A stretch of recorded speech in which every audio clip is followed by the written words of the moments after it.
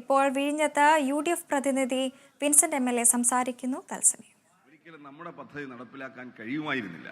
അന്ന് ആ കേസ് സൂക്ഷ്മതയോടുകൂടി നടത്തി അതിലെല്ലാം വിജയിച്ചുകൊണ്ട് ഇതിന്റെ തുറമുഖത്തിന് കരാറൊപ്പിട്ട് മുന്നോട്ട് പോയി. ഇത് ഗവൺമെന്റുകളുടെ തുടർച്ചയാണ്. ഇത് നേരത്തെ ഇവിടെ അധ്യക്ഷൻ സൂചിപ്പിച്ചതുപോലെ ഇതിന് മുൻപുള്ള ഓരോ ഗവൺമെന്റുകളും ഈ വിഴിഞ്ഞം തുറമുഖം വരണമെന്ന കാര്യത്തിൽ ആത്മാർത്ഥമായ പരിശ്രമം നടത്തിയിട്ടുണ്ട്. അത് ആത്യന്തികമായി എത്തിച്ചിട്ടുള്ളത് ശ്രീ ഉമ്മൻചാണ്ടി സാറാണെന്നുള്ള കാര്യം ഞാൻ ഈ അവസരത്തിൽ അനുസ്മരിക്കുകയാണ്. അതിന്റെ പേരിൽ ഒരുപാട് പഴികൾ അദ്ദേഹം കേട്ടിട്ടുണ്ട്. അതിന്റെ പേരിൽ ജുഡീഷ്യൽ അന്വേഷണവും വിജിലൻസ് അന്വേഷണവും ഉൾപ്പെടെയുള്ള അന്വേഷണങ്ങളെല്ലാം അദ്ദേഹം നേരിട്ടിട്ടുണ്ട് എന്നുള്ളത് ഞാൻ ഓർക്കുകയാണ്.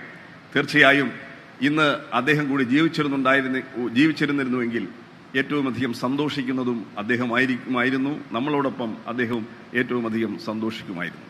തീർച്ചയായും ഈ ഗവൺമെന്റ് അധികാരത്തിൽ വന്നതിന് ശേഷം ഈ തുറമുഖ നിർമ്മാണത്തിന് ഉള്ള തടസ്സങ്ങൾ നീക്കി വളരെ ശക്തമായി മുന്നോട്ട് കൊണ്ടുപോയി എന്ന കാര്യത്തിലും നമുക്കാർക്കും അഭിപ്രായ വ്യത്യാസമില്ല. അങ്ങനെ വിവിധ ഗവൺമെന്റുകൾ ഈ കേരളത്തിന്റെ വികസന കാര്യത്തിൽ പൊതുവായി ഉണ്ടായിട്ടുള്ള ഒരു കാഴ്ചപ്പാടാണ്.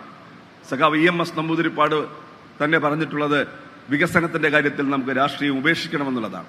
ആ വികസനത്തിന്റെ കാര്യത്തിൽ രാഷ്ട്രീയതരമായ കാഴ്ചപ്പാടുകൾ കൂടി നമ്മൾ തീർച്ചയായും മുന്നോട്ട് പോകണം. വികസനത്തിന്റെ കാര്യത്തിൽ നമ്മുടെ പ്രതിപക്ഷ ഭരണപക്ഷ വ്യത്യാസമില്ലാതെ കൈകൾ കോർത്ത് മുന്നോട്ട് പോകണം എന്നത് തന്നെയാണ് നമ്മുടെ എല്ലാം അഭിപ്രായം. അങ്ങനെ വരുമ്പോൾ ഇന്നത്തെ ഈ വേദിയിൽ കേരളത്തിന്റെ പ്രതിപക്ഷ നേതാവിന്റെ സാന്നിധ്യം കൂടി ഉണ്ടായിരുന്നുവെങ്കിൽ തീർച്ചയായും അത് കൂടുതൽ മനോഹരമായി മാറുമായിരുന്നു എന്ന് ഞാൻ ഈ അവസരത്തിൽ ഓർക്കുകയാണ്. തീർച്ചയായും ഇത്തരം കാര്യങ്ങൾ നമ്മൾ കുറെ കൂടി ശ്രദ്ധിക്കണമെന്ന് മാത്രം പറഞ്ഞുകൊണ്ട് ഇന്നത്തെ ഈ ചരിത്ര മുഹൂർത്തത്തിന് സാക്ഷ്യം വഹിച്ച നിങ്ങൾ എല്ലാവരും അഭിവാദ്യം ചെയ്യുന്നു. അതോടൊപ്പം തന്നെ ബഹുമാനായ അധ്യക്ഷൻ ഇവിടെ ചൂണ്ടിക്കാണിച്ച ഏറ്റവും സ്വാഗതാർഹമായിട്ടുള്ള ഒരു കാര്യം, ഈ തുറമുഖവുമായി ബന്ധപ്പെട്ട് വരുന്ന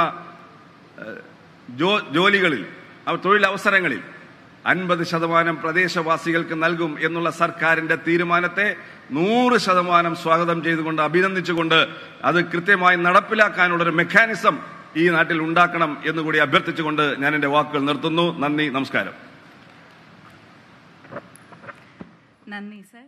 വിഴിഞ്ഞത്ത് UDF പ്രതിനിധി വിൻസെന്റ് MLA സംസാരിക്കുകയായിരുന്നു.